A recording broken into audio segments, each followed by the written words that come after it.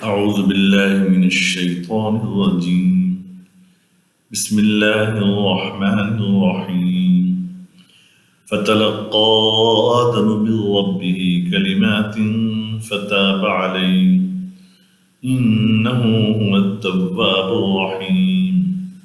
قلنا اهبطوا منها جميعا فإما يأتينكم مني هدى فمن تبع هداي فلا خوف عليهم ولا هم يحزنون والذين كفروا وكذبوا بآياتنا أولئك أصحاب النار هم فيها خالدون. صدق اللہ العظیم.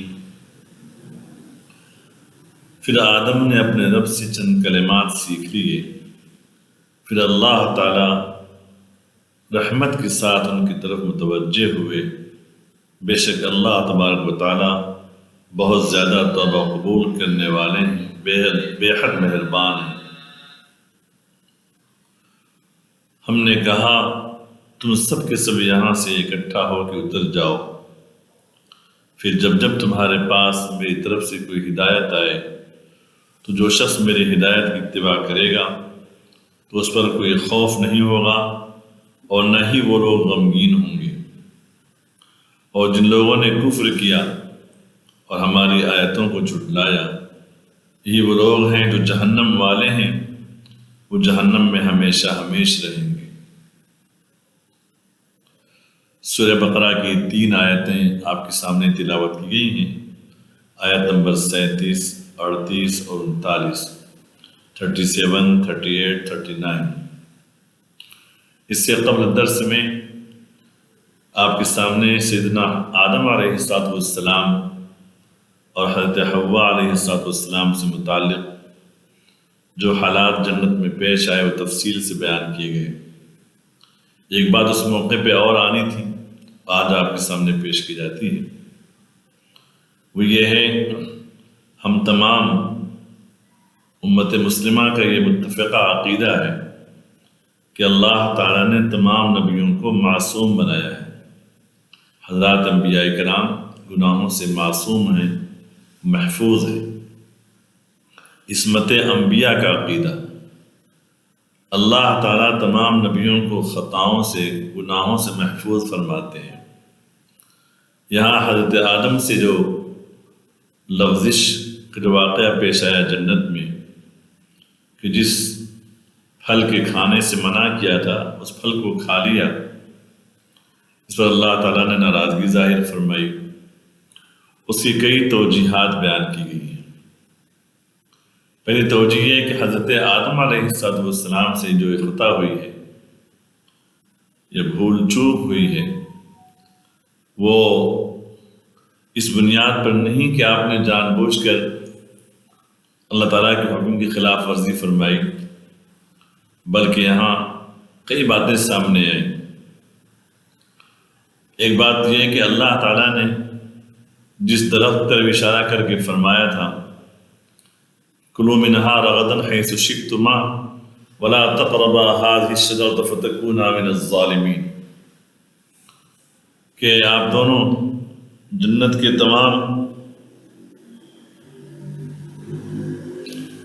کے تمام پھلوں سے استفادہ فرمائیں سوائے اس درخت کے. اشارہ کر فرمایا هذه الشجرة، قریب میں درخت تھا، اشارہ کیا گیا. تو سیدنا آدم علیہ السلام نے غالباً یہ بات سمجھی کہ اس کے علاوہ باقی جو درخت ہیں ان سے ہم استفادہ کر سکتے ہیں. اللہ تبارک و تعالیٰ کی طرف سے جو بات پیش کی گئی تھی وہ یہ تھی کہ وہ درخت پورے جنت میں جہاں جہاں ہیں، کھجور ہو یا انجیر ہو یا گیہوں ہو، جہاں جہاں ہیں اس سے پرہیز کیا جائے. تو آپ نے یہ سمجھا ہوگا جیسا کہ مفسرین نے لکھا ہے کہ جس کی طرف اشارہ کر کے کہا گیا تھا اس کا پھل نہ کھائیں، باقی اور درخت جہاں جہاں ہیں اس کا پھل کھا لیا جائے. دوسری بات یہ کہ قرآن کریم میں اللہ تعالیٰ نے فرمایا فَأَزَلَّهُمَ الشَّيْطَانُ، شیطان نے ان کو پھسلایا، شیطان نے ان دونوں سے قسم کھائی انی لکم لمن الناصحین، میں تم دونوں کے لیے بہت ہی خیر خواہ ہوں، اللہ کی قسم کھائی۔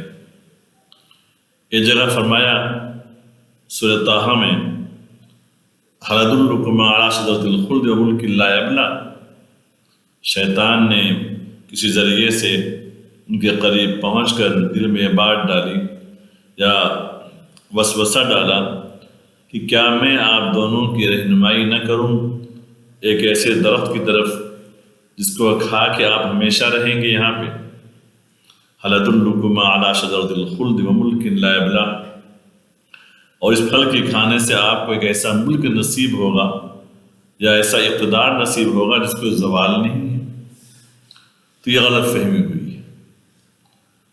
پھر اللہ تبارک و تعالیٰ نے توجہ فرمائی، دنیا میں بھیج دیا گیا، سیدنا آدم بہت نادم ہوئے، بڑے غمگین ہوئے، تو اللہ تبارک و تعالیٰ نے ہی اپنی طرف سے کچھ آیتیں، کچھ دعائیں ان کے دل میں ڈال دی کہ ان دعاؤں کے ذریعے اللہ تبارک و تعالیٰ سے وہ توبہ کریں۔ ایک بات اور جو میرے سمجھ میں آتی ہے وہ یہ ہے کہ سیدنا آدم علیہ السلام کو اور آپ کی بیوی حضرت حوا کو جنت میں جن ایام کے لیے رکھا گیا وہ دنیا میں اترنے سے پہلے ایک ریہرسل تھا، ایک تربیتی مقام تھا۔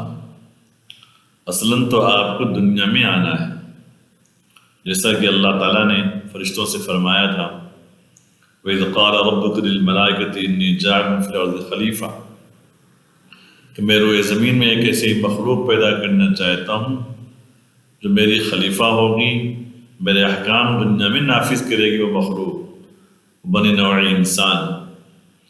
تو حقیقتاً تو آپ کو دنیا میں ہی آنا تھا، لیکن دنیا میں آنے سے پہلے جنت میں کچھ دنوں کے لیے رکھا گیا، اور پھر ابلیس کا سجدہ نہ کرنا، ابلیس کا راہ درگاہ ہونا، پھر اللہ تعالیٰ کا یہ فرمانا کہ تم دونوں کا دشمن ہے، تمہاری اولاد دشمن ہے، عدو لکم، تمہارا کھلا دشمن ہے، تنبیہ کر دی گئی۔ اور پھر اس کے باوجود ابلیس لعین نے وسوسہ ڈال کر آپ کو اس ممنوع درخت کی طرف جانے پر آمادہ کر دیا، جس سے اللہ تعالیٰ نے ناراضگی ظاہر فرمائی۔ یہ اشارہ تھا کہ دنیا میں آنے کے بعد ایسا ایسا ہوگا آپ کی اولاد کے ساتھ میں۔ وہ ایک تربیتی مقام تھا، جو حالات وہاں پیش آئے اب دنیا میں پیش آنے والے ہیں۔ لیکن سیدنا آدم علیہ السلام جب دنیا میں اتارے گئے، جو اصل یہ دنیا دارالامتحان ہے آپ کے لیے اور آپ کی جملہ اولاد کے لیے قیامت تک، اس حال میں دنیا میں اتارے گئے کہ اللہ تعالیٰ کی بارگاہ میں بے حد آنسو بہانے والے، بہت زیادہ غمگین، نادم اور شرمندہ اس پھل کے کھانے پر۔ روایتوں میں آتا ہے کہ سالہ سال گزر گئے اسی حال میں ان کے۔ پھر اللہ تعالیٰ نے بذریعہ وحی سیدنا حضرت جبرائیل کو بھیجا کہ جاؤ میرے بندے کو یہ کلمات سکھا دو کہ ان کلمات سے میں دعائیں قبول کرتا ہوں۔ تو دنیا میں تشریف لانے کے بعد اب ان سے کوئی خطا نہیں ہوئی۔ دنیا دارالامتحان ہے، دنیا میں آنے سے پہلے جنت میں خطا ہوئی، تنبیہ ہوئی، دنیا میں اس حال میں آئے ہیں کہ تائب ہیں، اللہ کے حضور میں آنسو بہانے والے۔ رب العالمین نے وہ کلمات القا فرمائے۔ وہ کلمات کیا کیا ہیں؟ پارہ 8 سورہ اعراف میں وہ آیتیں موجود ہیں، ربنا ظلمنا انفسنا وَإِن لَّمْ تَغْفِرْ لَنَا وَتَرْحَمْنَا لَنَكُونَنَّ مِنَ الْخَاسِرِينَ۔ بعض مفسرین سے اور بھی دعائیں ثابت ہیں، انشاءاللہ وہ بھی آپ کے سامنے پیش کی جائیں گی، لیکن بطور عقیدے کی یہ بات سمجھ لیں کہ کسی بھی نبی اور رسول کے بارے میں یہ گمان کرنا کہ ان سے خطا ہوئی، غلطی ہوئی، یہ ناجائز ہے، درست نہیں ہے۔ علماء اہل سنت والجماعت کا جو عقیدہ ہے یہ کہ انبیاء کرام معصوم عن الخطا ہیں، کیونکہ انبیاء کرام اپنی قوم کے لیے ایک نمونہ ہوا کرتے ہیں۔ اگر حضرات انبیاء کرام ہی غلطی میں پڑ جائیں، گناہ اور خطا کرنے لگیں، تو قوم کے لیے نمونہ کیسے بنے گی؟ اس معاملے میں اہل کتاب کا حال بہت برا ہے، یہودیوں کا بھی، عیسائیوں کا بھی۔ یہودی اور عیسائی علماء نے تو اپنے نبیوں کے بارے میں ایسے من گھڑت واقعات پیش کیے ہیں اور برائی کو ان کی طرف منسوب کیا ہے کہ قرآن کریم میں اللہ تعالیٰ نے صفائی پیش کی۔ وما کفر سلیمان ولکن الشیاطین کفروا، یہودی کہنے لگے کہ حضرت سلیمان نے جادو کے ذریعے حکومت کی اور جادو پر عمل کرنا کفر ہے، لہذا حضرت سلیمان کافر ہو گئے۔ قرآن کریم میں اللہ تعالیٰ نے آیت نازل فرمائی، وما کفر سلیمان، حضرت سلیمان نے کفر نہیں کیا کہ شیاطین نے کفر کیا ہے جو لوگوں کو جادو سکھایا کرتے تھے۔ بائبل میں حضرت عیسیٰ علیہ السلام کی والدہ کے بارے میں عجیب و غریب منفرد باتیں ہیں کہ ہم زبان سے اس کو ادا بھی نہیں کر سکتے۔ بائبل، وہ بائبل جس پر عیسائی مطالعہ کرتے ہیں تو عمل کرتے ہیں، یا جس کو دیکھتے ہیں اور جس کو اپنا سرمایہ افتخار سمجھتے ہیں، اس میں نعوذ باللہ یہ کہا گیا ہے کہ حضرت مریم کا ناجائز تعلق یوسف نامی کسی آدمی سے تھا۔ بڑی بیہودہ باتیں، میں نے وہ کتابیں پڑھی ہیں جہاں ایسی باتیں کہیں گی۔ قرآن کریم میں اللہ تعالیٰ نے بار بار حضرت مریم علیہ السلام کی پاک دامنی بیان فرمائی، حضرت عیسیٰ علیہ السلام کی خصوصیات بیان فرمائی۔ کسی بھی نبی کو بخشا نہیں یہودیوں نے۔ سیدنا داؤد علیہ السلام جیسے نبی کے بارے میں واقعات بیان کیے، نعوذ باللہ ان کو اپنے ایک فوجی کی بیوی کا عاشق قرار دیا ان یہودیوں نے۔ تو اہل کتاب کا حال یہ کہ اپنے نبیوں کے بارے میں بدترین الزامات لگانا ان کا شیوا ہے۔ ہم تمام اہل ایمان کو اس سے پرہیز کرنا چاہیے، بلکہ اگر کوئی ایسا کرتا ہے تو وہ ایمان سے خارج ہو جائے گا۔ اب میں آتا ہوں اس بات کی طرف کہ اللہ تبارک و تعالیٰ نے حضرت آدم علیہ السلام کو وہ کون سے کلمات سکھائے ہیں جس کی طرف اشارہ ہے۔ عموماً جیسا کہ سورہ اعراف میں وہ آیت موجود ہے، ربنا ظلمنا انفسنا وان لم تغفر لنا وترحمنا لنکونن من الخاسرین۔ اکثر علماء یہی فرماتے ہیں، سیدنا حضرت عبداللہ بن عباس رضی اللہ عنہ، حضرت حسن بصری اور سعید بن جبیر فرماتے ہیں کہ یہ آیت کریمہ ہے اللہ تعالیٰ نے حضرت آدم کے دل میں یہ بات ڈالی بذریعہ وحی کہ آپ یہ الفاظ ادا فرمائیں، اے ہمارے پروردگار، ہم نے اپنے آپ پر بے حد ظلم کیا ہے، جو کام کرنا تھا وہ نہیں کی، جو نہیں کرنا تھا وہ ہم سے خطا ہو گئی۔ اگر آپ نے ہمارے گناہ معاف نہیں کیے اور ہم پر رحم نہیں کیے تو ہم ضرور بضرور خسارہ اٹھانے والوں میں سے ہو جائیں گے۔ سورہ اعراف آیت نمبر 23۔ حضرت مجاہد رحمۃ اللہ تعالیٰ علیہ جو تابعی ہیں اور عبداللہ بن عباس کے بڑے ہونہار شاگرد ہیں، وہ فرماتے ہیں کہ اللہ تعالیٰ نے حضرت ابراہیم کے دل، حضرت آدم کے دل میں جو دعا سکھائی وہ دعا یہ تھی، سبحانک اللہم لا الہ الا انت ربی ظلمت نفسی فاغفر لی انک انت الغفور الرحیم۔ اے اللہ، آپ کی ذات پاک و بے عیب ہے، اے اللہ آپ کے سوا کوئی معبود نہیں ہے، اے میرے پروردگار میں نے اپنے آپ پر ظلم کیا ہے، اے اللہ میری مغفرت فرما دے، میرے گناہ معاف کر دے، بے شک آپ غفور الرحیم ہیں۔ تفسیر قرطبی میں ہے، تفسیر قرطبی صفحہ نمبر 221 میں جلد اول میں ہے کہ مفسرین کی جماعت یہ کہتی ہے کہ اللہ کے رسول حضرت آدم علیہ السلام نے عرش الہی کے پائے پر لکھا ہوا یہ مضمون دیکھا، یا لکھی ہوئی یہ دعا دیکھی، یہ کلمہ دیکھا، محمد الرسول اللہ۔ پھر انہوں نے اللہ تعالیٰ سے دعا مانگی ہے، اللہ کے رسول صلی اللہ علیہ وسلم کے نام نامی کو پیش کرتے ہوئے، سفارش لیتے ہوئے۔ تو کچھ علماء یہ فرماتے ہیں اور مفسرین یہ فرماتے ہیں کہ جو کلمات آپ کے دل میں ڈالے گئے ان میں سے چند باتیں یہ ہیں جو توبہ کرنے والے کے ضروری ہوتی ہیں۔ ایک ہے البکا، اپنے گناہ پر رونا، نادم ہونا۔ دوسرا آئندہ اس قسم کے گناہ کرنے سے شرمانا، پھر اس بات کا عہد کرنا کہ اے اللہ ہم دوبارہ ایسی خطا نہیں کریں گے۔ حضرات انبیاء کرام میں سے کچھ نبیوں میں کے ساتھ بھی ایسے حالات پیش آئے۔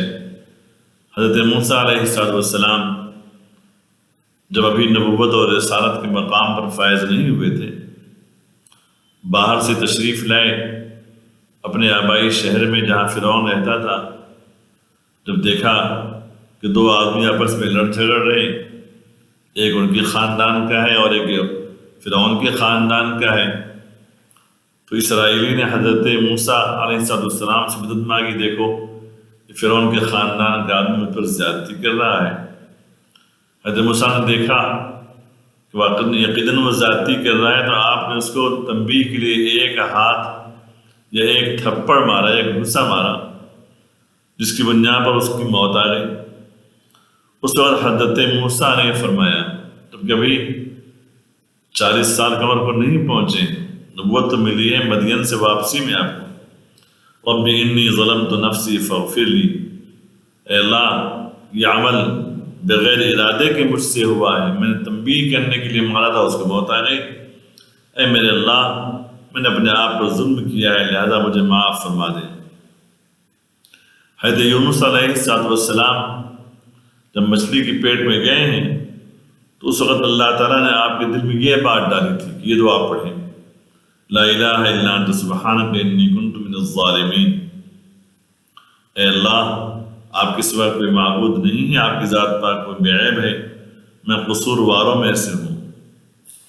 وہاب بن منبہ بڑے مشہور مفسر گزرے ہیں اور پہلے عیسائی عالم تھے یا یہودی عالم تھے، اسلام میں داخل ہوئے، بڑے مفسر بنے اور سابقہ آسمانی کتابوں کا بھی انہیں مطالعہ تھا۔ وہ فرماتے ہیں کہ حضرت آدم کو جو کلمات سکھائے گئے تھے وہ یہ تھے، سبحانک اللہم و بحمدک لا الہ الا انت عملت سوءا او ظلمت نفسی اغفر لی انک خیر الغافرین۔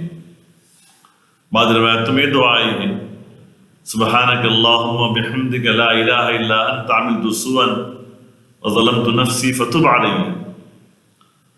محمد بن کعب فرماتے ہیں، لا الہ الا انت سبحانک و بحمدک عملت سوءا وظلمت نفسی فتب علی انک انت التواب الرحیم۔ الغرض اس قسم کے اور بھی دعائیہ کلمات موجود ہیں، لیکن قرآن کریم میں اللہ تعالیٰ نے جو سورہ اعراف میں بیان فرمایا ہے وہ سب کو جامع ہے۔ حضرت آدم علیہ السلام بارگاہ الہی میں دعا پیش فرمائی۔ اس موقع پر ہمارے مفسرین فرماتے ہیں، جب کوئی شخص اپنے گناہوں سے توبہ کرنا چاہتا ہو تو توبہ کرنے والے کے لیے 3 چیزیں بڑی ضروری ہیں۔ سب سے پہلے اپنے کیے ہوئے گناہ پر نادم ہونا، شرمندہ ہونا، ندامت ہو، مجھ سے خطا ہو گئی، غلطی ہو گئی، بڑا جرم ہو گیا، مجھے ایسا نہیں کرنا تھا، اور اس کے ساتھ ساتھ اس بات کا وعدہ ہو کہ اب دوبارہ، یعنی ایک تو ندامت ہو، شرمندگی ہو، دوسرے اس گناہ سے رک جائے فوری طور پر، اور تیسری شرط یہ کہ وہ آئندہ عزم کرے، پختہ عہد کرے کہ اب میں دوبارہ ایسی حرکت نہیں کروں گا۔ توبہ کرنے کے لیے تمام چیزیں، 3 چیزیں ضروری ہیں۔ ان تینوں صفات کے ساتھ، ان تینوں باتوں کا لحاظ رکھتے ہوئے اگر کوئی شخص توبہ کرتا ہے تو اللہ تعالیٰ ایسے بندوں سے بڑی محبت فرماتے ہیں، اور ایسے ہی لوگوں کے بارے میں فرمایا گیا، التائب من الذنب کمن لا ذنب لہ، گناہوں سے توبہ کرنے والا ایسا ہو جاتا ہے کہ گویا اس نے گناہ کیا ہی نہیں۔ ایسے ہی تائبون کے بارے میں فرمایا گیا کہ التائبون حبیب اللہ، توبہ کرنے والے اللہ کے محبوب بن جاتے ہیں، اللہ تعالیٰ کے بہت پیارے ہوتے ہیں۔ کہ بندے سے خطا ہوئی، غلطی ہوئی، اس کو احساس ہے، اب وہ میری بارگاہ میں اپنی پیشانی جھکائے ہوئے مجھ سے مانگ رہا ہے۔ انہ هو التواب الرحیم۔ لفظ تواب بندوں کے لیے بھی بولا جاتا ہے اور اللہ تعالیٰ کے لیے بھی بولا جاتا ہے۔ اس آیت میں اللہ تعالیٰ کے لیے بات آئی ہے۔ قرآن کریم کی دوسری آیت میں تواب توبہ کرنے والوں کے لیے کہی گئی یہ بات۔ جب بندے کی طرف نسبت بہت معنی ہوں گے کہ انتہائی ندامت اور شرمندگی کے ساتھ اس گناہ کو دوبارہ نہیں کرنا ہے، پختہ ارادے کے ساتھ اللہ کے دربار میں توبہ کرنے والا۔ اور جب یہ صفت اللہ تعالیٰ کی ہوتی ہے، معنی ہوتے ہیں انتہائی رحمت اور شفقت کے ساتھ توبہ قبول کر لینا، اپنے بندوں کی توبہ قبول کر لینا۔ بندہ جب اپنے گناہ پر نادم و شرمندہ ہو اور اس کے دل میں اللہ کا ڈر اور خوف بیٹھ جائے تو اللہ تعالیٰ کو اپنے بندوں کی یہ ادا بہت پسند آتی ہے۔ بخاری شریف میں اللہ کے رسول صلی اللہ تعالیٰ علیہ وسلم نے واقعہ ارشاد فرمایا بنی اسرائیل کے بارے میں۔ ایک شخص تھا جو 99 لوگوں کا قاتل تھا، 99 لوگوں کا قاتل تھا۔ دل میں خیال آیا کہ میں نے بہت بڑی غلطی کی ہے، مجھے توبہ کرنا چاہیے، توبہ میری قبول ہوگی یا نہیں۔ دوسری بستی میں جاتا ہے، کسی سے پوچھتا ہے، کسی عیسائی یا یہودی عالم سے، تو جب اس کی بات معلوم ہوئی کہ یہ 99 لوگوں کا قاتل ہے، اس نے کہا کہ توبہ کیسے قبول ہوگی؟ نہیں ہوگی۔ وہ شخص غصے میں آیا جو قاتل تھا، اس نے اس کو بھی مار دیا، کہا چلو اب تو 100 کی تعداد پوری ہو گئی۔ اب اس کے بعد پھر احساس ہوا دل میں کہ نہیں، اللہ تعالیٰ ضرور معاف کرنے والے ہیں۔ اپنے بستی سے نکل کر دوسری بستی میں گیا، دوسرے گاؤں میں گیا، جا رہا ہے، معلوم ہے وہاں کوئی اللہ والے ہیں، ان سے ہم مسائل دریافت کریں گے، توبہ کیسے قبول ہوگی۔ راستے میں تھا کہ اس کا انتقال ہو گیا۔ جب انتقال کا وقت آ گیا، آخری وقت ہے، جان نکالنے والے فرشتے آ جاتے ہیں، دونوں فرشتے آتے ہیں، روح نکالنے والے، نیک لوگوں کی روحیں نکالنے والے فرشتے اور بری روحوں کو لے جانے والے فرشتے۔ ان دونوں میں مباحثہ ہو رہا ہے کہ شخص نیک ہے یا برا۔ بالآخر اللہ تبارک و تعالیٰ کی طرف سے یہ اطلاع آئی کہ پیمائش کرو، اپنی بستی سے جس بستی میں جا رہا تھا وہ اس کا سفر کتنا طے ہوا تھا، اگر آدھے سے پہلے ہے تو اس کی روح برے لوگوں میں شمار کی جائے، آدھے سے زیادہ حصہ پار کر چکا ہے، اس بستی سے قریب ہو چکا ہے تو نیک لوگوں میں شامل کیا جائے۔ جب پیمائش کی گئی تو 1 بالش حصہ وہ آگے بڑھ گیا تھا، آدھے سے زیادہ۔ محض اس بنیاد پر ایک بندہ اپنے گناہوں پر نادم ہے، شرمندہ ہے، 100 آدمی کا قاتل ہے، اللہ تعالیٰ سے خوف زدہ ہے، توبہ کے لیے کوئی راہ نکالنا چاہتا ہے، یہ عزم اس ارادے کے ساتھ گیا تو اللہ تعالیٰ نے اس کو معاف فرما دیا۔ تو اللہ تبارک و تعالیٰ اپنے بندوں کے ارادوں کو دیکھا کرتے ہیں، اتنے غفور الرحیم ہیں۔ حضور اقدس صلی اللہ علیہ وسلم نے دوسرا واقعہ بیان فرمایا بنی اسرائیل کے بارے میں کہ ایک شخص تھا، اس نے وفات سے پہلے اپنی اولاد کو بلایا، وصیت کی، دیکھو بھائی میں نے بہت بڑے بڑے گناہ کیے ہیں، مجھے ڈر ہے کہ روز محشر میں میرے ساتھ کیا معاملہ کیا جائے گا، میں اللہ کے سامنے کیسے حاضر ہوں۔ وہ شخص زیادہ تعلیم یافتہ نہیں تھا، اس نے اولاد کو وصیت کی کہ جب میں مر جاؤں تو میری لاش کو جلا دینا، اور اس کے بعد میرے ہڈیوں کو چور چور کر کے باریک پاؤڈر بنا دینا، اور جس دن خوب تیز آندھی چل رہی ہو تو کچھ راکھ آندھی میں اڑا دینا اور کچھ پانی میں جا کے بہا دینا۔ بچوں نے ایسا کیا اس کے ساتھ۔ جب روز محشر میں اللہ تعالیٰ کے ہاں پیش ہوگا، اللہ تعالیٰ کو سب معلوم ہے، فرمایا رب العالمین نے بندے تم نے ایسا کیوں کیا؟ تو جواب دیتا ہے من خوفک یا اللہ، اے اللہ کا خوف دل میں تھا اس لیے ایسا کیا۔ بندہ تو نے میرے خوف سے ایسا کیا ہے جو میں نے معاف کر دیا۔ تو جو بندہ اپنے گناہ پر نادم اور شرمندہ ہو تو اللہ تعالیٰ ایسے بندوں سے بڑی محبت فرماتے ہیں، لیکن شرط یہ ہے کہ گناہ پہ جری نہیں ہونا چاہیے، ندامت اور شرمندگی کے ساتھ دوبارہ عہد کر لے کہ اب میں ایسی حرکت نہیں کروں گا، تو اللہ تعالیٰ کو ایسے لوگ بہت محبوب ہیں، بڑے پسند ہیں۔ اس کے بعد جو سیدنا آدم کی دعا قبول ہو جاتی ہے، حضرت آدم اور حضرت حوا زمین پر آ چکے ہیں، ہم نے کہا اہبطوا منہا جمیعا، اب تم سب کے سب یہاں سے نیچے اتر جاؤ۔ یہاں سوال پیدا ہوتا ہے کہ یہ حکم تو پہلے بھی آیا تھا ہم سے یہاں سے نیچے اتر جاؤ، جنت سے تو نیچے اتر گئے تھے، توبہ زمین میں قبول ہوئی ہے، جنت سے حضرت آدم جو زمین پر اتارے گئے تو دنیا کے کس مقام پر تھے؟ سارے مفسرین فرماتے ہیں کہ ہندوستان کا ایک علاقہ زمانے قدیم میں ہندوستان کا حصہ مانا جاتا تھا، اور پرانی تاریخی کتابوں میں اس کا نام سرندیپ لکھا ہوا ہے، اور آج ہم اس کو سری لنکا کہتے ہیں۔ آسمان سے حضرت آدم علیہ السلام اس پہاڑ پہ سرندیپ کے ایک پہاڑ اترے، آج بھی وہ پہاڑ موجود ہے، اس کو آدم ہلز کہا جاتا ہے، اور سیدنا آدم علیہ السلام کی دونوں قدموں کے نشانات وہاں موجود ہیں جہاں اترے۔ توبہ قبول ہو جانے کے بعد پھر یہ بات کہی گئی، تو پہلی مرتبہ جب آسمان سے اتارا گیا تھا تو اللہ تعالیٰ نے بطور سزا کے جنت سے زمین پر پہنچایا تھا۔ اب توبہ قبول ہو جانے بعد بھی آباد فرمائی قُلْنَا اهْبِطُوا مِنْهَا جَمِيعًا، ہم نے کہا تم سب کے سب یہیں اتر جاؤ۔ مطلب یہ ہے کہ اب تمہارا قیام یہیں پہ رہے گا، آپ کی بود و باش یہیں پہ ہوگی، آپ کی اولادیں یہیں پہ ہوں گی، اس بات کی طرف اشارہ تھا۔ اب زمین پر اترنا اور رہنا یہ اللہ تعالیٰ نے اپنی رضامندی سے، اپنی خوشی سے یہ بات ارشاد فرمائی۔ پھر حضرت آدم علیہ السلام کو رب العالمین نے فرمایا فَإِمَّا يَأْتِيَنَّكُم مِّنِّي هُدًى، حضرت آدم کی اولاد کے لیے بات کی جا رہی کہ جب تمہارے پاس میری طرف سے کوئی ہدایت آئے، وہ ہدایت کس کے ذریعے سے آئے گی؟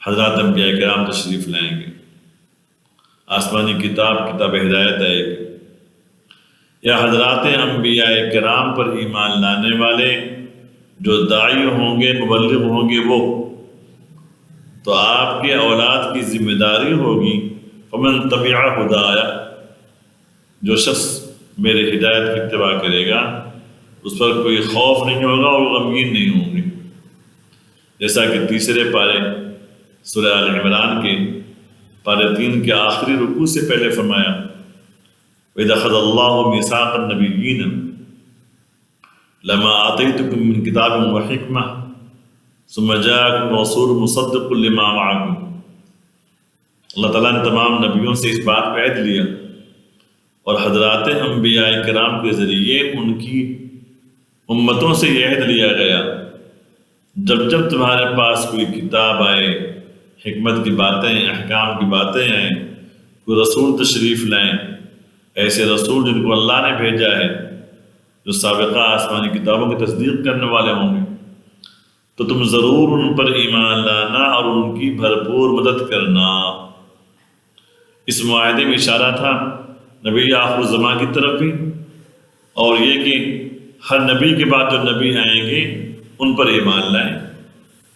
یہاں اسی بات کو کہا گیا ہے کہ میری ہدایت آئے حضرات انبیاء کرام کی شکل میں، رسولوں کی شکل میں، آسمانی کتابوں کی شکل میں، داعیوں مبلغوں کی شکل میں، تو آپ کے اولاد کی ذمہ داری ہوگی کہ اس کی اتباع کریں گے، ان باتوں کو مانیں گے اور نیک صالح ہو جائیں گے، تو اللہ تعالیٰ کا انعام یہ ہوگا لا خوف علیہم ولا هم يحزنون۔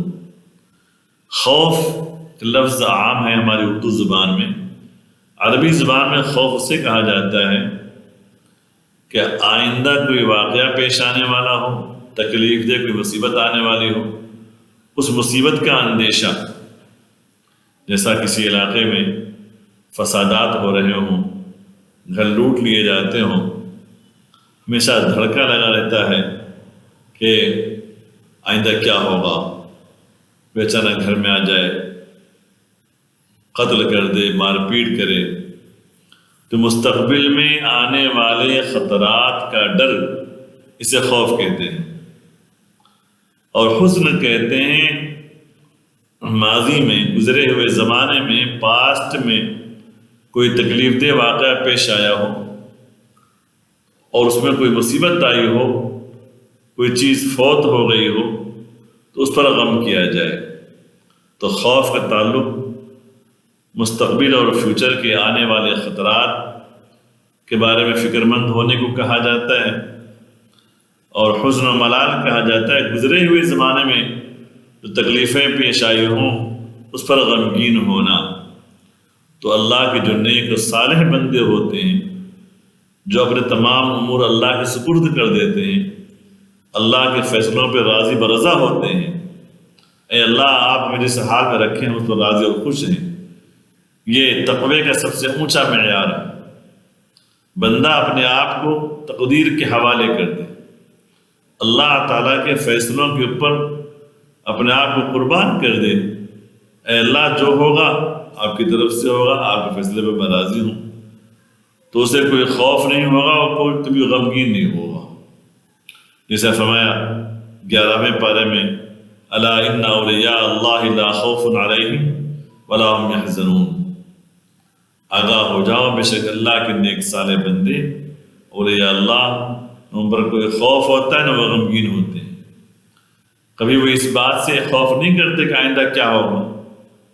ہم اللہ تعالیٰ کے احکام کے تابع ہیں، اللہ ہمیں جس حال میں رکھیں گے ہمیں اس پر راضی ہیں، جو ہو گیا سو ہو گیا، گزشتہ تکالیف کو لے کر اس پر آنسو بہانا یہ اہل ایمان کا شیوا نہیں ہوتا ہے، بلکہ ان کے لیے یہ الذین اذا اصابتهم مصیبہ قالوا انا للہ وانا الیہ راجعون، اس سے پہلے آیت ہے وبشر الصابرین، اس صبر کرنے والوں کو آپ خوشخبری سنا دیں۔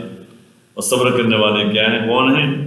جب ان پر کوئی مصیبت آتی ہے تو کہتے ہیں انا للہ، ہم تو اللہ تعالیٰ کی ملکیت میں ہیں اور ہم اسی طرح لوٹ کے جائیں گے، یعنی ہمارا جو نقصان ہوا اللہ نے ہم سے لے لیا، وہ اللہ کی امانت تھی۔ جب کسی کا انتقال ہو جاتا ہے تو ہم کہتے ہیں انا للہ وانا الیہ راجعون۔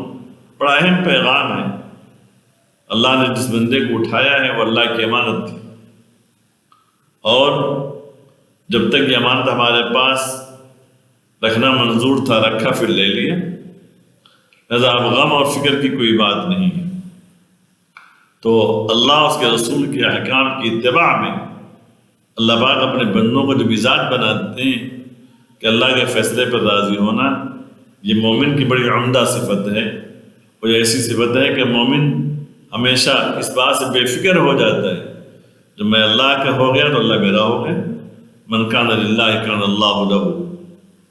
پھر فرمایا کہ جو لوگ ان کے علاوہ ہیں، کافر ہیں، جب جب میری طرف سے ہدایت آئے اور اس کی اتباع نہیں کریں گے، اس کا انکار کر دیں گے، ہماری آیتوں کو چھٹلا دیں گے، تو یہ جہنمی ہیں اور جہنم میں ہمیشہ ہمیشہ رہیں گے۔ میرے بھائیوں، اس موقع پر ان تینوں آیتوں میں جس چیز کو بڑی اہمیت سے پیش کیا گیا ہے وہ بندے کا اپنے گناہوں سے تائب ہونا اور اللہ تعالیٰ کو بندوں کی توبہ قبول کرنے پر خوشی کا اظہار فرمانا، اور یہ کہنا کہ توبہ کرنے والے میرے محبوب ہیں، میرے پیارے ہیں، بڑی اہم بات ہے۔ اللہ پاک ہم سب کو اپنے توبہ کرنے والے بندوں میں شامل فرما لیں، ہماری خطاؤں کو معاف فرما دیں۔ آج کی تفسیر یہیں تک ہے۔ وآخر دعوانا الحمد للہ رب العالمین۔